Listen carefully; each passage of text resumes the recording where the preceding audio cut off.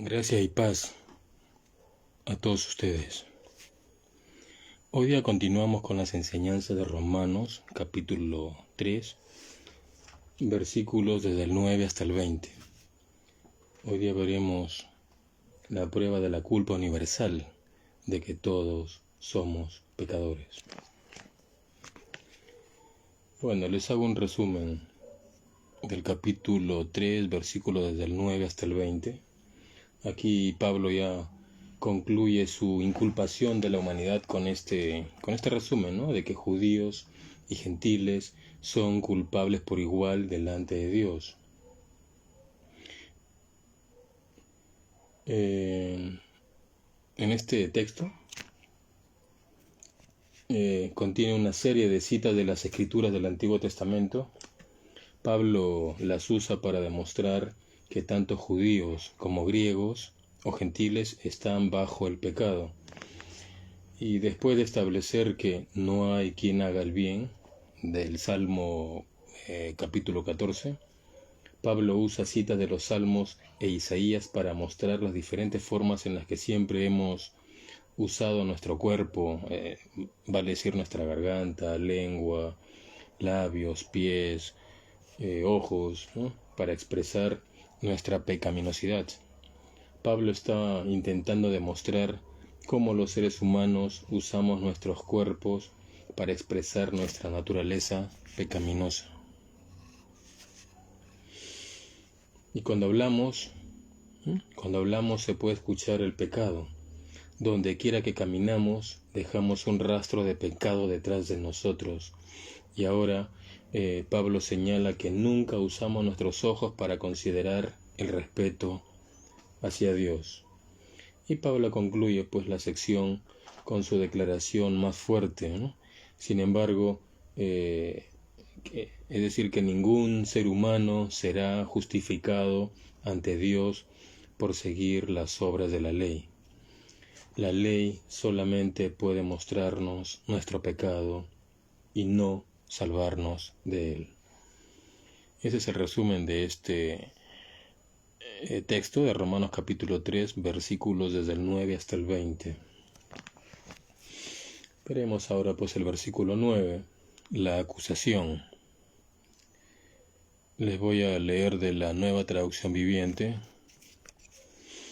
Dice versículo 9: Ahora bien, ¿llegamos a la conclusión de que los judíos somos mejores que los demás?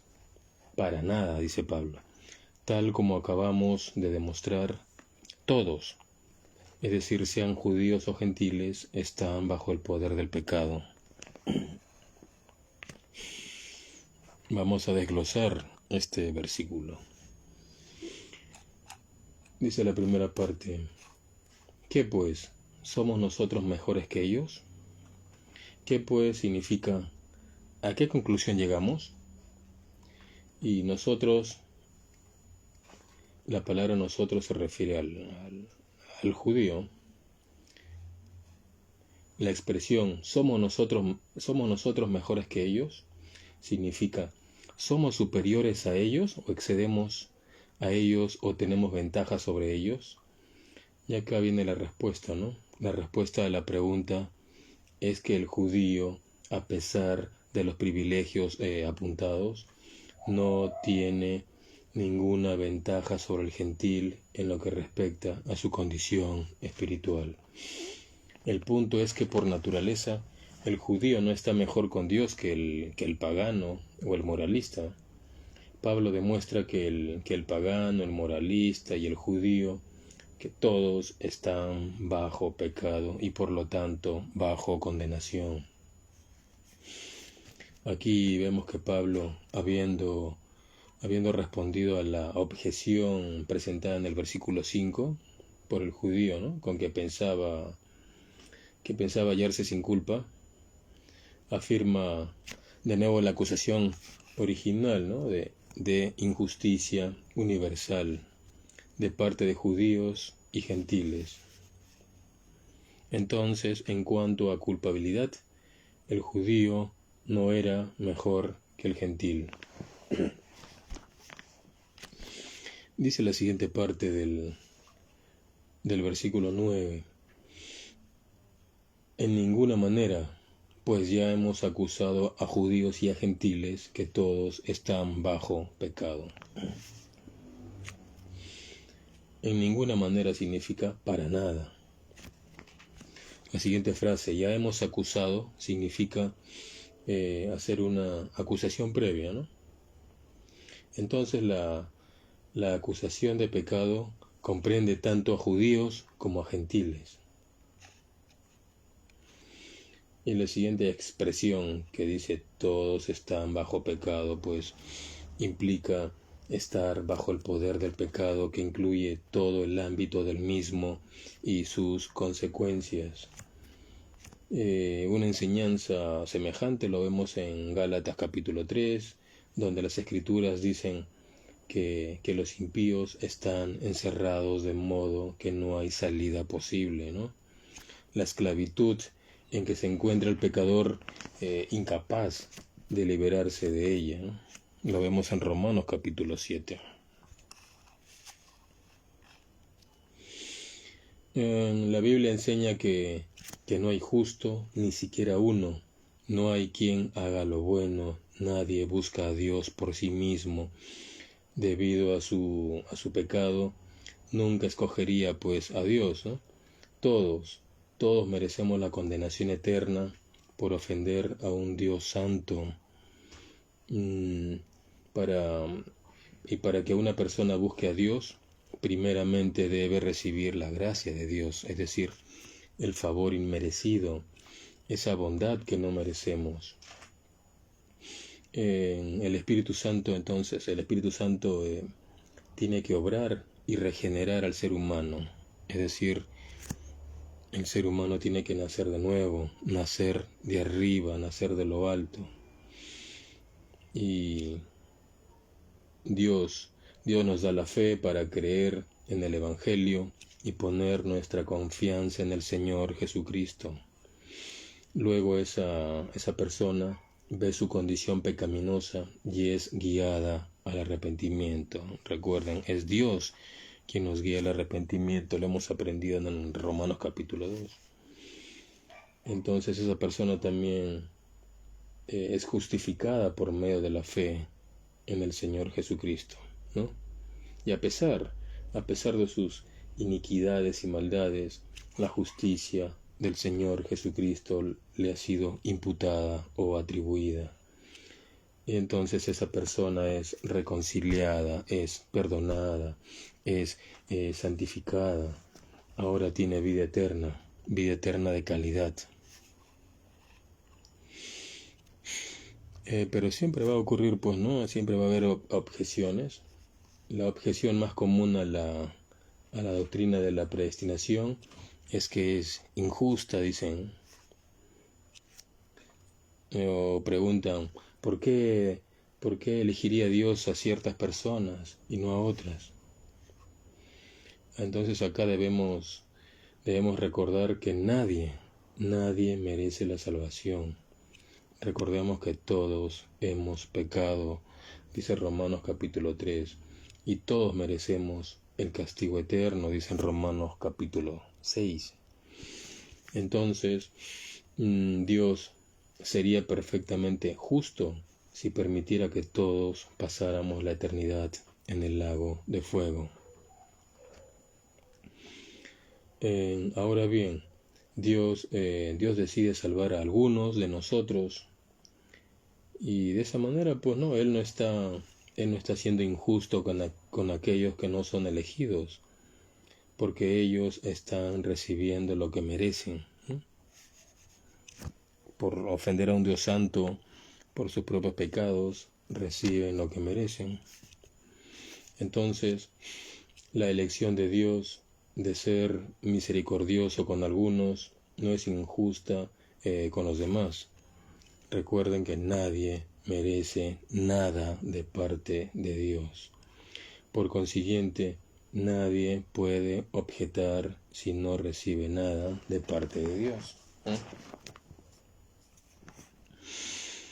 De alguna manera, pues, en el misterio de Dios, La predestinación va de la mano con el hecho de que una persona sea atraída por Dios, ¿no? Como dice en Juan capítulo 6. Entonces, vemos que la predestinación va de la mano con el hecho de que una persona sea atraída por Dios. ¿Y qué más? Y que esta persona también crea para salvación. Como dice en Romanos capítulo 1. Entonces Dios predestina quién será salvo. Y nosotros debemos elegir a Cristo para ser salvos. Y ambos hechos son igualmente ciertos. Entonces, en conclusión, estamos esclavizados y dominados del todo por el pecado. Ya hemos visto desde Romanos capítulo 1, versículo 18 hasta aquí. Vamos a ver hasta Romanos capítulo 3, versículo 20, donde Pablo va a mostrar que todos, ¿no?, sean judíos y gentiles, todos están bajo la servidumbre del pecado. Y aquí en este texto en Romanos capítulo 3, versículo desde el 9 hasta el 18, Pablo va a explicar por qué, él va a explicar el porqué y enseña que todos tienen una naturaleza pecaminosa que los incita al pecado y a la maldad. Y el resultado es que todos son culpables y están bajo la condenación de Dios. La respuesta de Dios a esta trágica situación es ofrecer gracia, ofrecer justicia, ofrecer perdón y salvación a todos mediante la redención que hay en Cristo Jesús. Que eso lo veremos en este capítulo 3, en los siguientes versículos del 21 hasta el 26. Bueno, ahora sí pasamos al siguiente versículo de este capítulo 3 de Romanos. Vamos a ver acá la demostración de la culpabilidad, ¿no? Desde los versículos 10 hasta el 18. Aquí en estos versículos del 10 al 18, Pablo pues ensarta en un solo hilo una serie de citas del Antiguo Testamento que sancionan el carácter, la conversación y la conducta, ¿no?, de todos los hombres, de todos los seres humanos. Y aquí pues en varias ocasiones emplea expresiones como ni aun uno y todos, ¿no?, para mostrar la universalidad del pecado y la rebelión de los seres humanos. Entonces vamos a continuar con estos versículos. Versículos del 10 hasta el 12. Va a ser esto una cita del Salmo 14, del versículo 1 hasta el versículo 3. Y del versículo 53, Salmo 53, versículo del 1 al 3 también. Bueno, vamos a ver acá en el versículo 10. Aquí Pablo va a apelar a las Escrituras en la primera parte de este versículo, y en la segunda parte de este versículo 10 va a decir que todos somos injustos, ¿no? Bueno, versículo 10 dice: como dicen las Escrituras, no hay ni un solo justo, ni siquiera uno. Dice la Reina Valera, como está escrito. Esta pues es la introducción común para citas del Antiguo Testamento, ¿no? Aquí Pablo está apelando a la autoridad de las Sagradas Escrituras. La Escritura pues aquí expresa la verdad suprema como palabra inspirada por Dios. Y seguidamente Pablo cita una serie de citas del Antiguo Testamento, y la mayor parte de ellos, o de ellas, de estas citas, son de los Salmos, ¿no?, que ponen al descubierto la depravación total del ser humano. En este versículo también dice, no hay justo ni aun uno. Esta es una afirmación bíblica del Salmo 14, versículo 1. Entonces, esta frase pues significa que no hay nadie capaz de entrar a la presencia de Dios por sus propios méritos. El ser humano es injusto y lo afirma la escritura, ¿no? Vemos en Salmo 14, Salmo 53, en Job 9, Eclesiastés 7. Bueno, entonces vemos que nadie posee pues una conducta aceptable delante de Dios. Estas citas de los Salmos y de Isaías apoyan esta declaración de apertura, ¿no? Y acá entonces Pablo Pablo acá mira la condición humana de arriba hacia abajo. Él empieza con la cabeza y se mueve hasta los pies, ¿no? Esta mirada pues que da Pablo a la condición humana es deprimente, ¿no? ¿Y cuál es el punto? Es que el apóstol Pablo quiere que comprendamos nuestra completa inhabilidad de salvarnos a nosotros mismos. Vemos acá que la caída pues toca cada parte del ser humano. Nunca ha habido un hombre verdaderamente justo aparte de Cristo Jesús, ¿no? Incluso Adán no era justo, Adán era inocente. Él no conocía el bien y el mal. Entonces, en sentido universal, el ser humano es malvado e inclinado hacia el mal. Vemos pues que este versículo se cita a menudo, ¿no? Y por una buena razón. La idea de que todas las personas, todos los seres humanos, sin excepción, necesitan la salvación, es un punto clave del Evangelio. Las Escrituras no dejan lugar para que nadie diga que es lo suficientemente bueno, ¿no?, para merecer el cielo. Pablo volverá a esta misma idea usando pues una redacción diferente en Romanos capítulo 3, versículo 23, que lo veremos en la siguiente enseñanza, la siguiente predicación. Vamos al versículo 11. Versículo 11 de Romanos capítulo 3.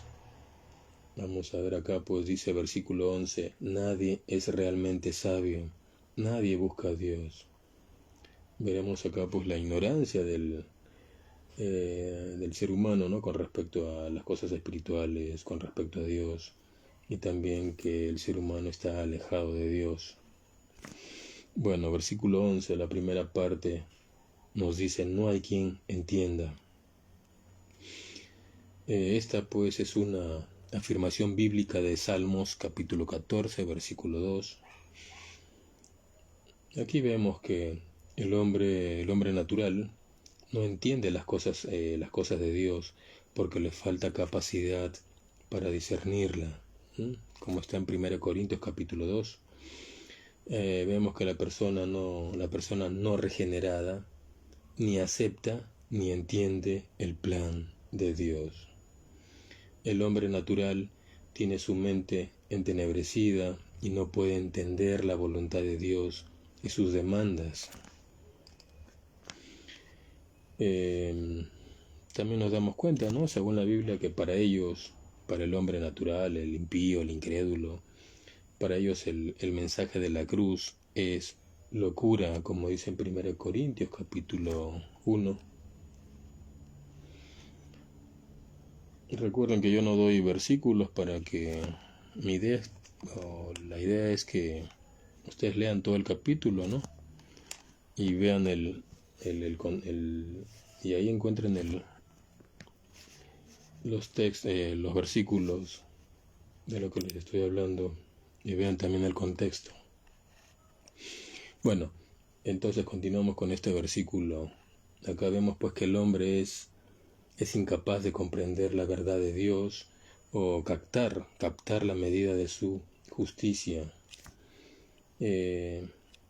Lo triste es pues que su ignorancia espiritual es una expresión de su depravación y de su rebelión.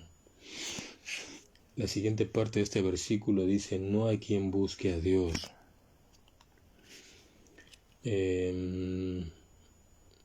Bueno, pues aquí el pecador huye del Dios santo, y eso lo vemos desde la caída de Adán, ¿no?, en Génesis capítulo 3. Dice la Biblia que hemos dejado los caminos de Dios para seguir los nuestros. Entonces la condición natural del ser humano, a causa del pecado, le lleva a repudiar a Dios. El espíritu religioso del ser humano le lleva también a adorar a otros dioses, pero sabemos pues que en realidad son demonios, ¿no? A lo que en realidad le están adorando es a demonios, como dice en 1 Corintios capítulo 10. Cuando el ser humano busca a Dios, es por la influencia de la gracia de Dios en esa persona, que ilumina y reorienta su corazón, es decir, su mente, su ser interno. El ser humano no busca a Dios, eso debemos entenderlo, ¿no? El ser humano no busca a Dios, es Dios quien lo busca, quien lo elige. Y esta pues es una verdad crucial y fundamental para el Evangelio, ¿no? ¿Cuál? Esta, ¿no? La que les comenté hace un momento, que nadie busca a Dios sin la ayuda de Dios mismo. Esto es algo que no... Y mucha gente, ¿no? Es algo que no lo entiende y no quiere entenderlo. Entonces nos damos cuenta que las religiones falsas del mundo, las religiones del mundo, son intentos del hombre caído, ¿no? Para escapar del Dios verdadero, no para buscarlo. Nos damos cuenta también acá que la tendencia natural del hombre es procurar sus propios intereses, pero su única esperanza es buscar a Dios. Y es sólo como resultado de la obra de Dios en el corazón, en la mente, en la mente del ser humano, en la mente de la persona, ¿no? Que cualquier ser humano lo busca.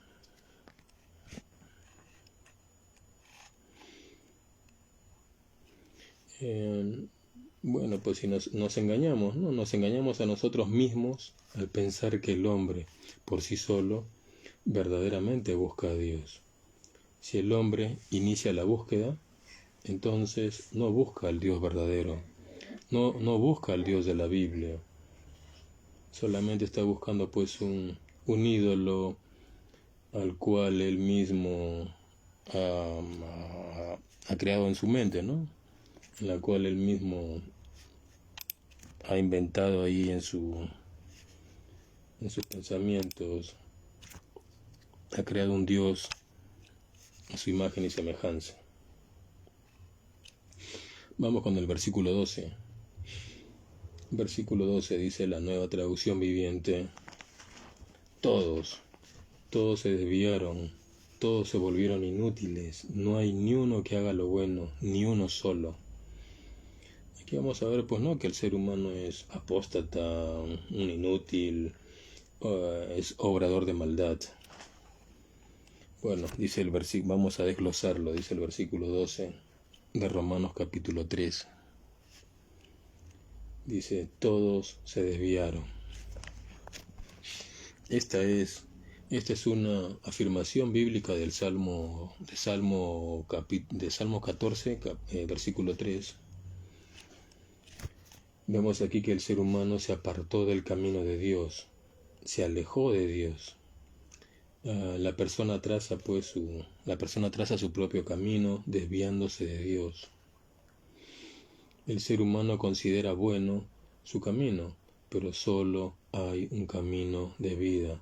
¿Cuál es ese camino? El de Dios. Mientras que el resto, pues, ¿no? Son caminos de muerte, como dice Proverbio capítulo 14. La frase se desviaron, el significado básico de esta frase es inclinarse en la dirección equivocada. Todos los hombres están inclinados a dejar el camino de Dios y procurar el suyo propio. Bueno, la siguiente parte de este versículo dice, a una se hicieron inútiles. Es decir, todos se echaron a perder, se hicieron inservibles para Dios en su estado de pecador perdido. Vemos aquí en este Salmo 14, versículo 3, dice, se han corrompido, ¿no? Entonces es preciso tener claro lo que realmente es el ser humano perdido delante de Dios, ¿no? Todos nos hemos apartado de seguir el camino de Dios. Todos nos hemos vuelto inútiles, todos somos corruptos. Por lo tanto, no se puede encontrar a una sola persona que haga el bien según los estándares de un Creador santo y perfecto.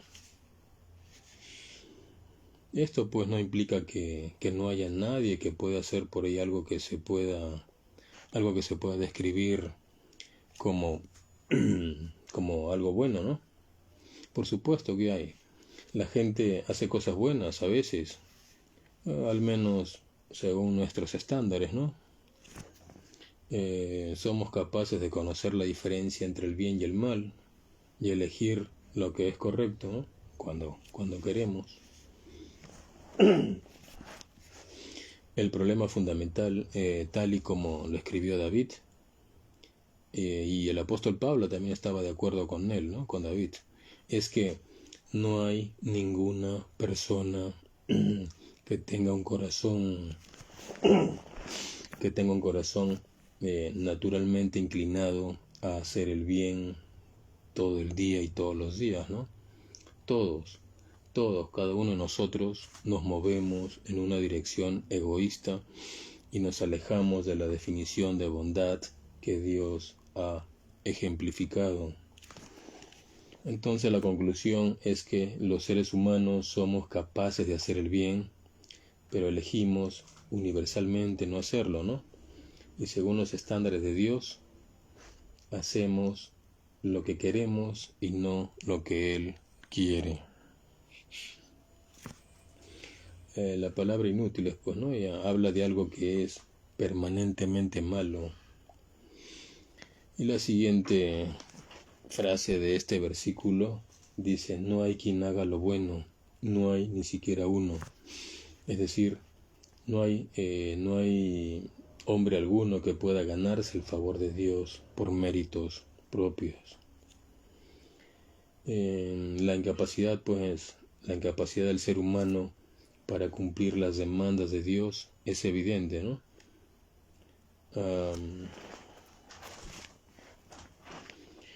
Acá también vemos que la carne genera en el perdido, en el impío, todo lo opuesto al bien, ¿no? Como está en Gálatas capítulo 5.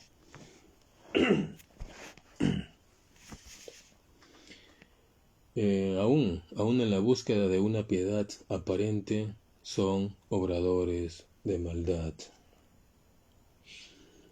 Entonces nadie puede ser considerado bueno como hacedor de justicia delante de Dios. Vamos al versículo 13. Dice el versículo 13, lo que hablan es repugnante como el mal olor de una tumba abierta. Su lengua está llena de mentiras. Veneno de serpientes gotea de sus labios, dice la Nueva Traducción Viviente. Acá vamos a ver, pues, ¿no? Que el ser humano está contaminado, es mentiroso, es destructor. Bueno, comenzamos la primera parte de este versículo 13. Dice, sepulcro abierto es su garganta. Dice la Reina Valera, ¿no? Y esta es una afirmación bíblica del Salmo capítulo 5, versículo 9. Y acá vemos pues que el sepulcro abierto habla de contaminación. Incluso la persona religiosa está internamente contaminada, como los fariseos del tiempo de Cristo, ¿no? A quienes el Señor Jesucristo llamó sepulcros blanqueados. Y por esa garganta saldrá al exterior la corrupción del corazón contaminado. Pablo aquí está citando las escrituras del Antiguo Testamento, ¿no? El texto sagrado que sus lectores judíos reconocían y respetaban, ¿no? Su propósito es mostrar que lo que estaba diciendo acerca de que cada persona está bajo el pecado no era una idea nueva, ¿no? Como lo acusaban a él. Dios considera que hay una tendencia universal en la humanidad hacia el pecado y la desobediencia. Entonces, aunque podamos hacer cosas buenas a veces, todos acabamos rechazando la bondad de Dios continuamente, ¿no? Esto significa pues que nadie, es decir, ni una sola persona puede ser considerada justa según sus propios esfuerzos. Pues vamos a ver que y los siguientes versículos enumeran varias formas en que las personas usan las partes del cuerpo humano, ¿no? Para expresar su naturaleza pecaminosa. Pablo comienza con la voz, citando el Salmo capítulo 5, versículo 9, ¿no? Donde David declara que las gargantas de sus enemigos son sepulcros abiertos. Y esto se puede referir a dos cosas, ¿no? A dos cosas diferentes. Primero, puede ser en el pensamiento judío, pues los sepulcros estaban contaminados por la muerte y por lo tanto eran considerados lugares impuros, ¿no? Segundo, esta frase también podría significar que sus palabras solo provocan muerte y decadencia. Bueno, pasamos a la siguiente parte de este versículo. Dice, con su lengua engañan. Significa pues que son promotores de engaños, ¿no? Sus palabras pueden ser lisonjeras, pero no son dignas de confianza. El texto griego nos habla de la práctica habitual en el ser humano, ¿no? La mentira es propia del comportamiento de Satanás. En el Salmo capítulo 5, versículo 9, Pablo pues señala la lengua como una fuente de engaño, ¿no? El engaño al que se refirió David fue la adulación, que es un uso deshonesto de las palabras, ¿no? Bueno, continuamos desglosando este versículo. Dice, veneno de áspides hay debajo de sus labios. Esta es una afirmación bíblica del Salmo capítulo 140, versículo 3. Aquí vemos que áspid es una serpiente muy venenosa. Entonces lo que esto implica es que estas personas, pues, ¿no? Disimuladas por unos labios lisonjeros, están ocultos, ¿no? Los colmillos que envenenan. Acá vemos pues que la serpiente es una referencia a Satanás en Edén, que usó este procedimiento para inocular el veneno mortal del pecado, ¿no? Como está en 2 Corintios capítulo 11. Entonces acá Pablo va desde la garganta hasta la lengua, pasando por los labios, y una cita ahí del Salmo 140, versículo 3, ¿no? Ahí David nombró a los hombres malvados que tenían veneno de áspides, que eran serpientes mortales, ¿no? Debajo de sus labios. En otros términos, las palabras de la boca de sus enemigos podrían envenenar y matar rápidamente. El uso que Pablo hace de las palabras de David aquí tiene la intención de ampliar la descripción original de David, ¿no? Acá David se refirió a las bocas de sus enemigos, y Pablo está enfatizando los pecados de todas las personas que han vivido en el mundo, ¿no? Dice que todos hemos usado nuestras palabras, nuestra boca, con propósitos pecaminosos.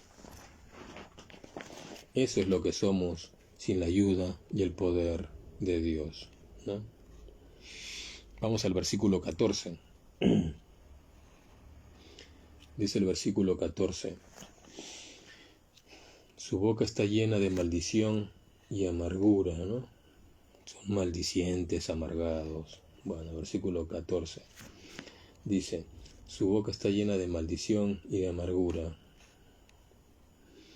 Esta es una afirmación bíblica del Salmo capítulo 10, versículo 7, ¿no? La frase su boca está llena de maldición, es decir, son personas maldicientes, ¿no? Pablo se fija ahora pues en la utilización conjunta de la garganta, lengua y labios. Aquí va a referirse al modo de hablar, ¿no? La boca llena de maldición y amargura son una evidencia, ¿no?, de un corazón lleno de lo mismo.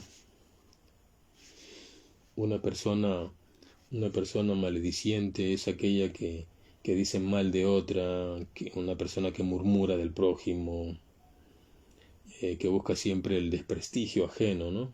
Y es por consiguiente un instrumento en manos de Satanás. Acá vemos también que el chisme es una forma de maledicencia, ¿no?, prohibida por Dios. El chismoso siempre genera conflictos. Y acá vemos también que el chisme es destructivo. Pablo comenzó en el versículo anterior con la garganta, la lengua y los labios, ¿no?, partes del cuerpo que hacen referencia al habla humana, y citó del Antiguo Testamento para respaldar su afirmación de que todas las personas, sean judíos y gentiles, por igual están bajo el pecado y son responsables ante el juicio de Dios.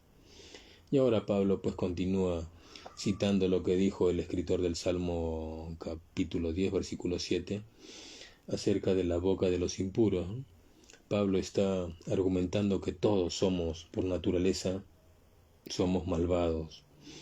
Nuestras bocas están llenas de maldiciones.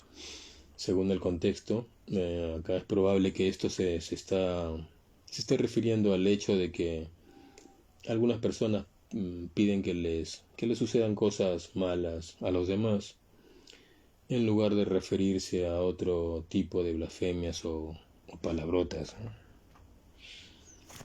Entonces esto se refiere a desear lo peor a alguien y expresar en público ese deseo con palabras despectivas y virulentas.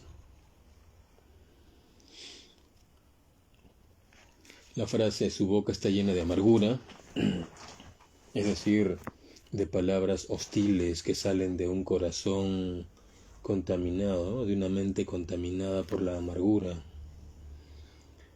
Vemos también que la amargura está prohibida en la ley.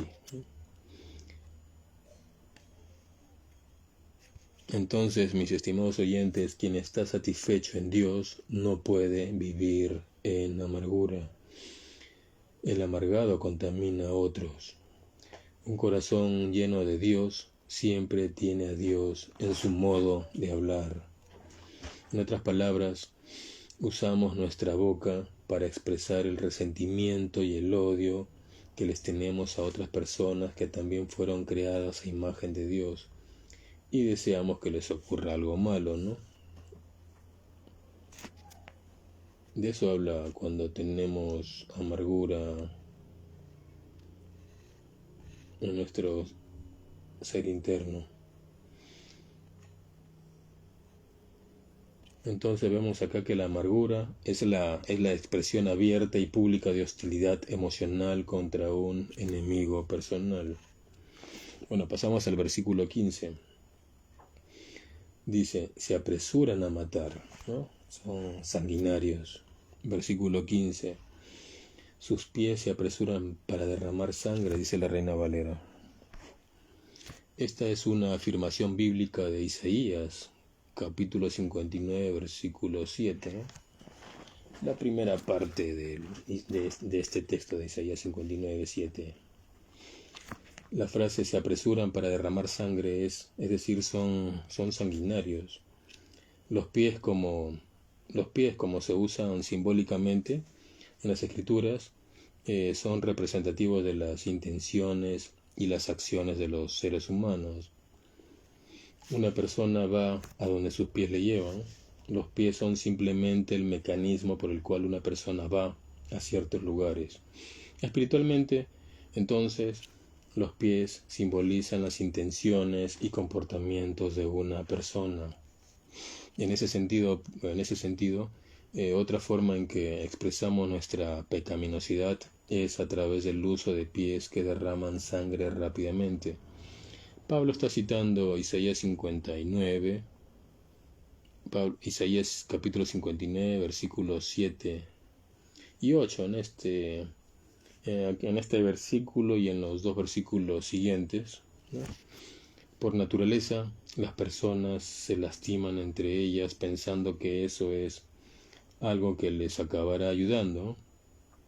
Causar dolor a los demás es una barrera que estamos dispuestos y preparados a cruzar. Y Santiago lo expresó de esta manera, donde dice, cito, que dice, si ustedes desean algo y no lo obtienen, entonces matan. Si arden de envidia y no consiguen lo que desean, entonces discuten y luchan, dijo Santiago en el capítulo 4, ¿no? Y este es un comportamiento natural, este es un comportamiento habitual, un comportamiento usual, ¿no? Pero nos hace merecer de manera justa el juicio y la ira de Dios. Pasamos al versículo 16 de Romanos capítulo 3. Dice, Nueva Traducción Viviente, siempre hay destrucción y sufrimiento en sus caminos. Quebranto y desventura hay en sus caminos, dice la Reina Valera. Esta es una afirmación bíblica de Isaías, capítulo 59 también, versículo 7, la segunda parte de este versículo 7. Quebranto significa ruina, desventura significa miseria. El pecado ha traído pues todo tipo de calamidad a la vida del ser humano, tanto en lo físico y espiritual, como en lo moral y emocional. Es decir, no quisieron el camino de Dios y trazaron sus propios caminos, dejando destrucción y sufrimiento. En versículos anteriores, Pablo citó los salmos para mostrar cómo usamos nuestra boca para expresar nuestra pecaminosidad, ¿no? Ahora está usando las palabras de Isaías para mostrar cómo usamos nuestros pies para acabar pecando. Los pies se utilizan en las Escrituras como metáfora de las acciones e intenciones humanas. Una persona va donde van sus pies, por lo que cuando los pies de una persona se precipitan hacia la violencia, significa pues que esta es una persona agresiva y vengativa.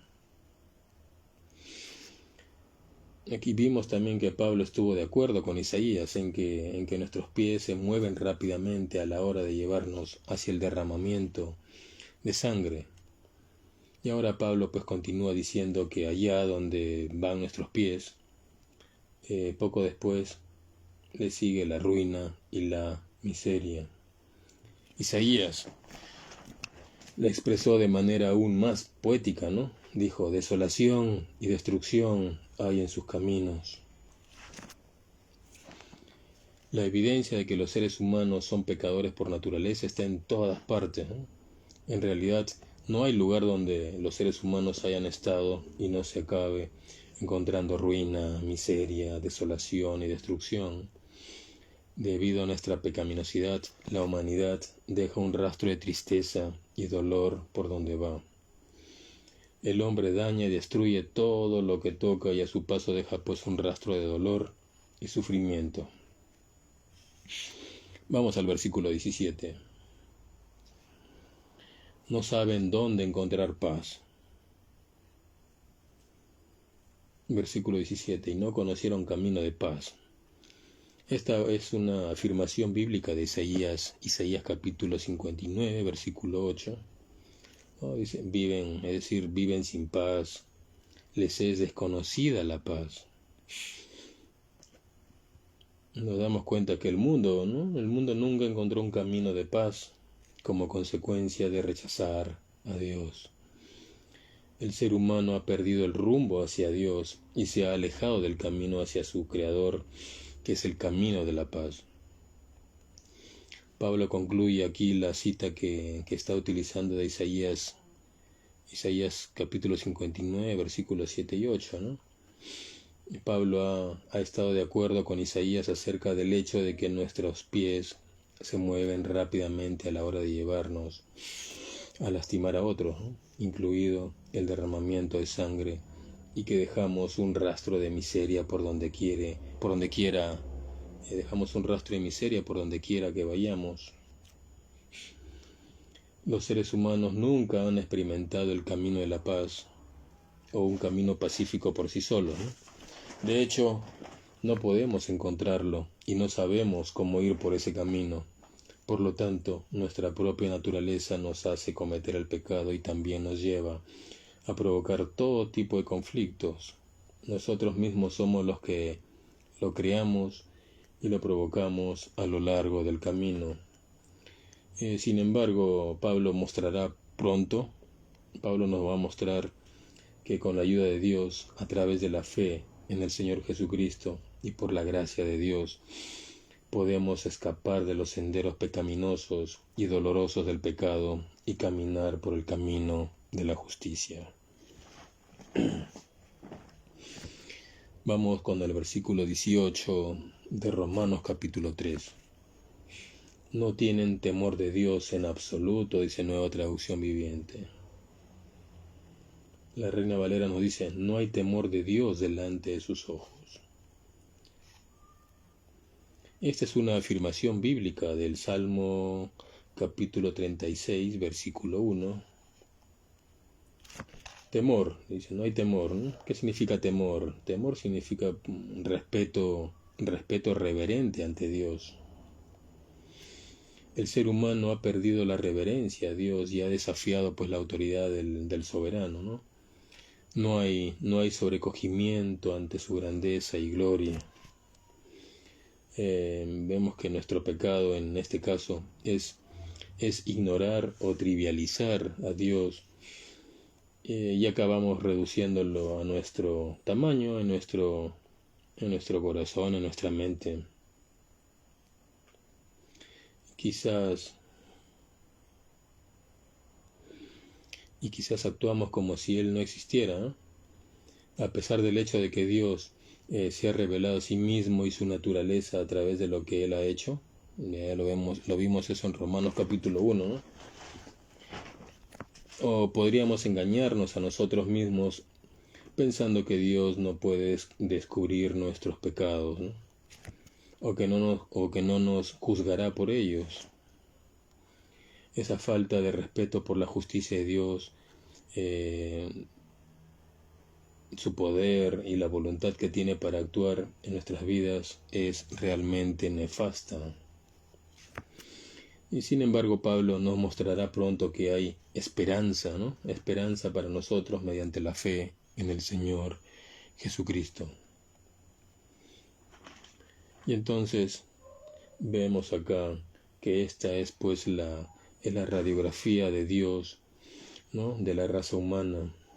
Revela una injusticia universal, revela ignorancia e independencia respecto a Dios, revela extravío, ausencia de utilidad y carencia de toda bondad. Nos vimos acá que la garganta del ser humano está llena de podredumbre, su lengua es engañosa, sus labios son venenosos, su boca está llena de maldición, sus pies están lanzados al asesinato.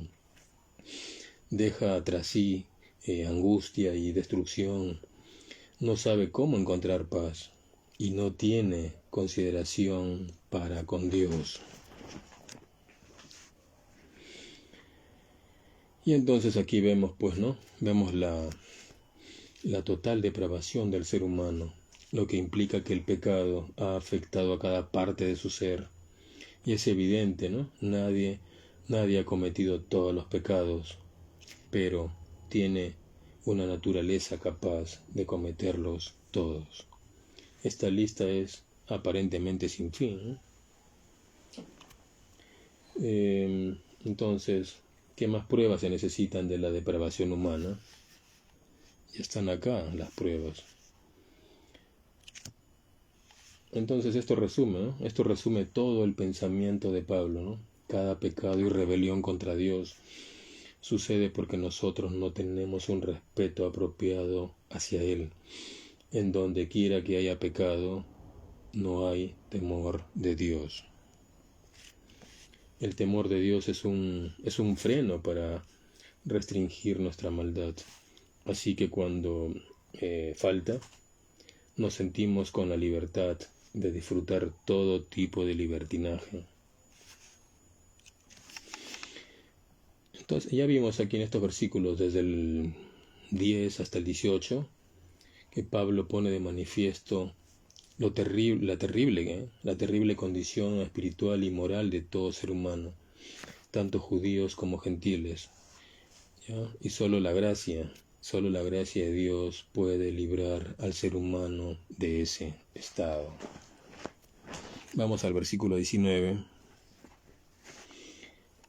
Vamos a ver acá la universalidad del pecado y de la culpa, ¿no? Dice la Nueva Traducción Viviente: obviamente, la ley se aplica a quienes fue entregada porque su propósito es evitar que la gente tenga excusas y demostrar que todo el mundo es culpable delante de Dios. Vamos a desglosar también. La primera parte dice: pero sabemos que todo lo que la ley dice, lo dice a los que están bajo la ley.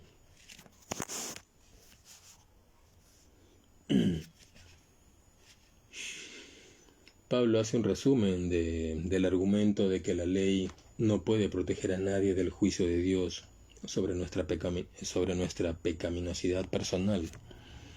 Cualquiera que crea eso se está engañando a sí mismo. Pablo escribe que la ley se dirige a los que están bajo la ley. Entonces, ¿qué dice? Dice lo siguiente, ¿no? No se puede cumplir la ley. Ya, recuerden, nadie ha cumplido la ley, nadie la cumple, nadie la cumplirá. La ley no ha sido dada para cumplirla.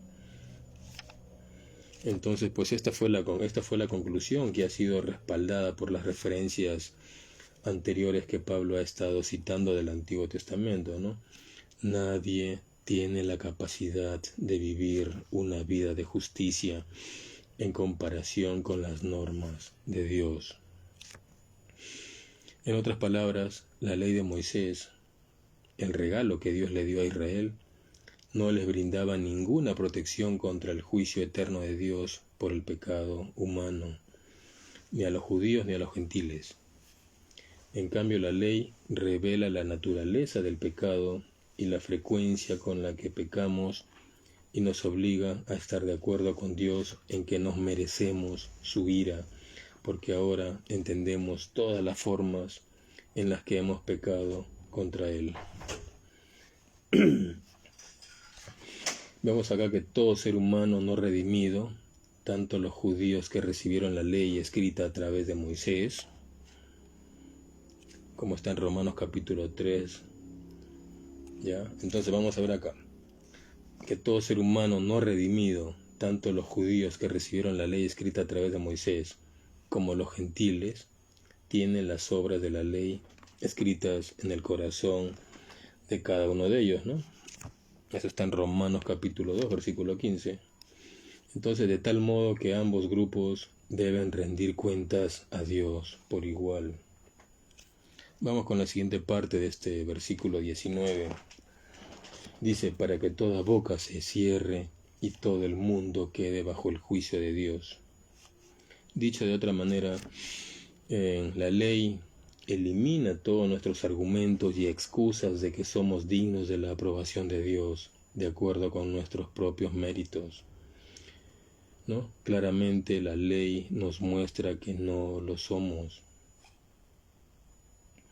No somos dignos de la aprobación de Dios. Eso nos muestra la ley. Esto es cierto, ¿no? Esto es cierto para todas las personas, declara Pablo. Tanto judíos como gentiles serán responsables ante Dios por sus pecados, ¿no?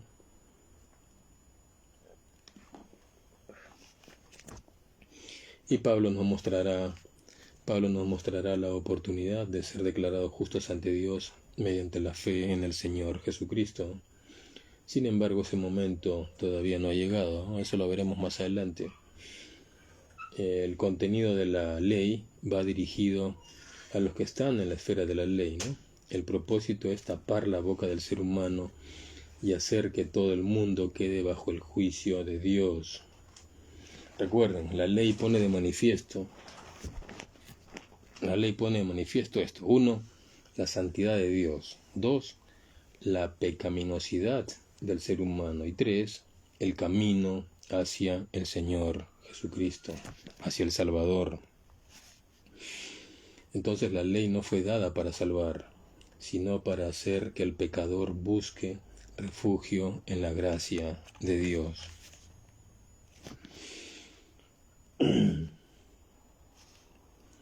Vemos entonces que no existe defensa posible, ¿no? No hay defensa posible contra el veredicto de culpable, ¿no? Pronunciado por Dios sobre toda la raza humana.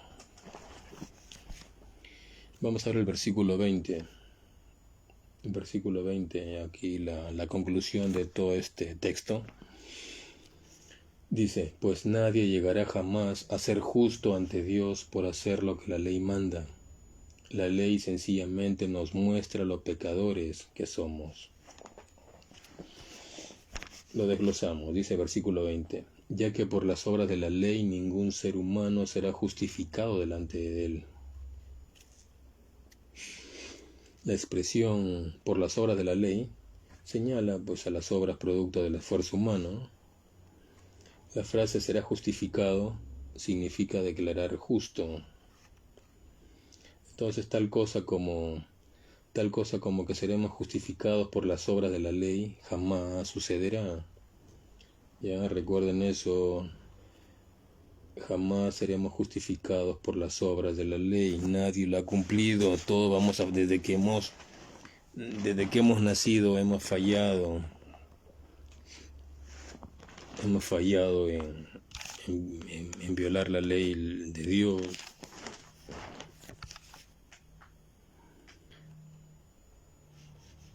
Bueno, entonces Dios nunca declarará a una persona apta para entrar en su presencia sobre la base de las obras que haya acumulado, ¿no? Entonces hacer a perfección lo que requiere la ley moral de Dios es algo imposible, ¿no? Y por esa impotencia moral toda persona cae bajo maldición. ¿Cómo está en Gálatas capítulo 3? Repito, ningún ser humano será justificado por guardar la ley, ¿no? Sabemos que nadie la va a guardar. La ley no fue dada para justificar a las personas, sino para dar el conocimiento del pecado. No el conocimiento de la salvación, sino el conocimiento del pecado. La ley es buena, claro, la ley es buena cuando se emplea para producir convicción de pecado, pero es inválida como salvadora del pecado, ¿no?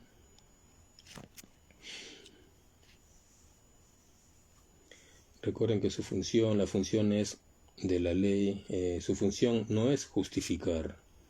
La función de la ley no es justificar, sino aterrorizar, ¿no? Ofendemos a un Dios santo, fallamos al Creador, a un Dios justo, por lo tanto merecemos la condenación eterna. Estamos destinados a la condenación eterna al lago de fuego. Entonces nadie puede justificarse, ¿no? Nadie es capaz de cumplir del todo la ley de Dios. Todos los días violamos una ley o mandamiento de nuestro Dios, con el pecado de omisión, con pecados evidentes o pecados ocultos. Todos los días ofendemos a un Dios santo, ofendemos con nuestras intenciones, palabras, hechos, miradas, acciones. Entonces con este versículo Pablo concluye su argumento de que todos merecemos el juicio y la ira de Dios contra nuestra pecaminosidad, incluso aquellos que viven bajo la ley de Moisés, ¿no? De hecho, la ley era un regalo que Dios le había hecho a Israel, pero no era la forma de llegar a ser justo ante Dios. Pablo lo dice sin rodeos, ¿no? Él dijo, ningún ser humano será justificado ante Dios por las obras de la ley. ¿Por qué? Porque ningún ser humano puede guardar perfectamente las obras de la ley. Somos pecadores por naturaleza. Cada persona, sin excepción, elige hacer lo que sabe que está mal, al menos algunas veces, ¿no? La ley es un regalo porque nos demuestra a nosotros, a los judíos y a los gentiles, cuán pecadores somos, ¿no? Sin la descripción escrita de Dios de la justicia humana en la ley, podríamos sentirnos tentados a argumentar que somos personas buenas, ¿no? Sin embargo, cuando comparamos nuestras vidas con las reglas de la ley, finalmente debemos admitir que somos pecadores desesperados y que violamos la ley de Dios más veces de lo que creemos. De hecho, continuamente, ¿no? Entonces la ley no puede salvarnos. La ley no puede justificar a nadie. Es útil al darnos el conocimiento del pecado, pero no puede salvarnos. Desde los tiempos de Adán y Eva, las personas han tratado de justificarse a sí mismas, ¿no? Por medio de las obras. Y vemos en el jardín del Edén, Adán intentó hacerse presentable delante de Dios al hacer cubiertas con hojas de higo y falló. En Job, el libro más antiguo de la Biblia, el problema es presentado con claridad, ¿no? Job dice, ¿cómo se justificará el hombre con Dios? Eso está en Job capítulo 9, ¿no? Dios aclara, pues, ¿no? Parte de la respuesta aquí a través de Pablo. Parte de la respuesta de esta pregunta es que las buenas obras, que la respuesta no está en hacer buenas obras, ¿no? En las obras de la ley. El hombre no será justificado por las obras de la ley.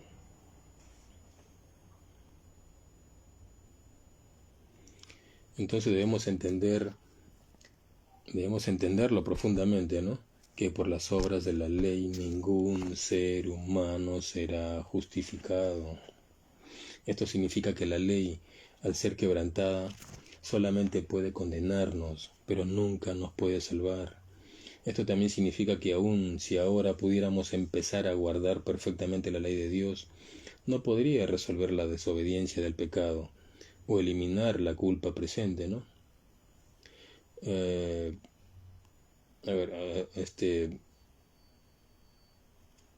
digo, ¿no? Significa esto también que si ahora pudiéramos empezar a guardar perfectamente la ley de Dios, no podría resolver la desobediencia del pasado, ¿no? De nuestro pasado, o eliminar la culpa presente.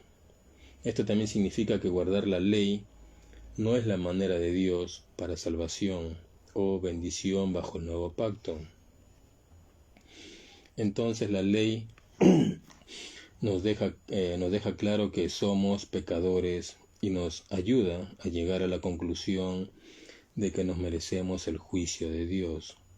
Sin embargo, ese no es el final de la historia, ¿no?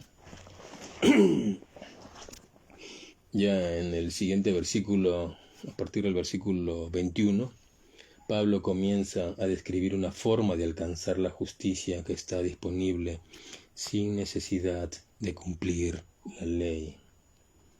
¿Quién cumplió la ley? Solamente el Señor Jesucristo, nadie, ningún ser humano. Vamos con la siguiente parte de este versículo 20 ya para terminar. Dice, porque por medio de la ley es el conocimiento del pecado. Vemos acá que la ley es el agente que descubre el estado pecaminoso del ser humano, ¿no? La ley es, por lo tanto, un instrumento de condenación y no de salvación.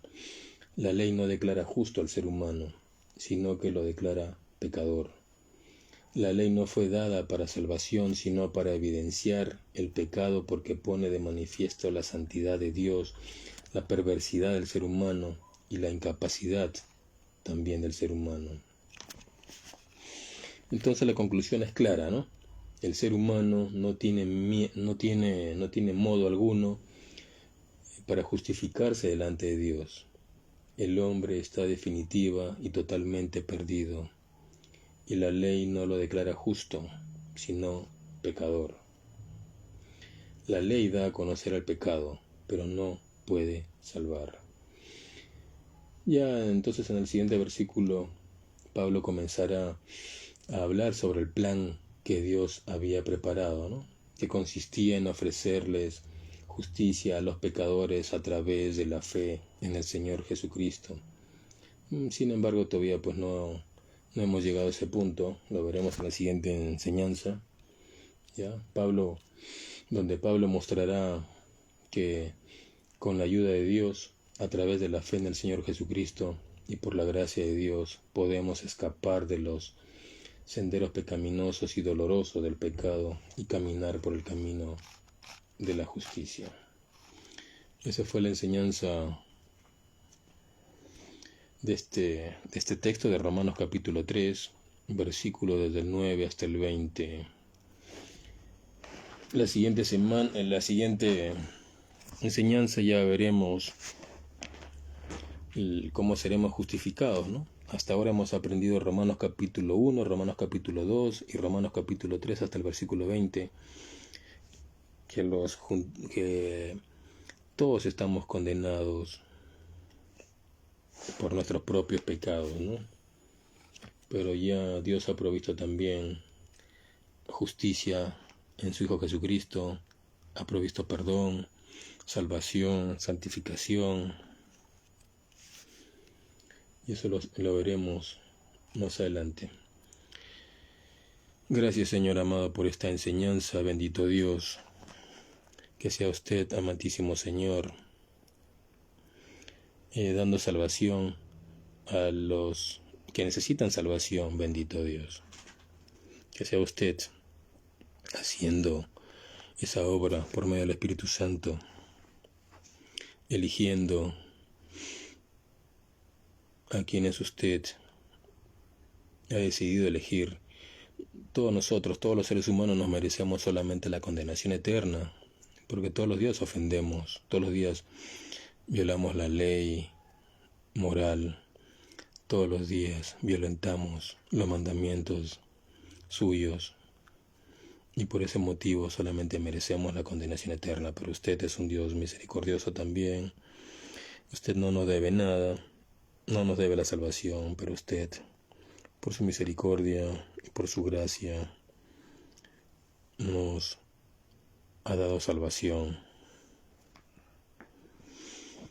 Gracias, Padre, por este tiempo, amantísimo Señor. También oro para que las personas que nos escuchan también abran sus casas, inicien ahí algún servicio, algún culto de adoración, algún culto que se reúnan para que algunas personas sean evangelizadas y sean también enseñadas para que lleguen a la madurez espiritual. Ese es el objetivo.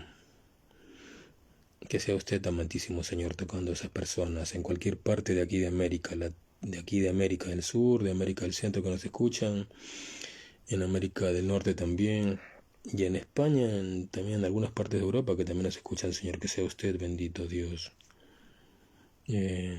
tocando a esas personas para que hagan también esta obra, Señor amado, de evangelismo y de enseñanza. Gracias, Padre, por el día de hoy, en el nombre de Jesús. Amén.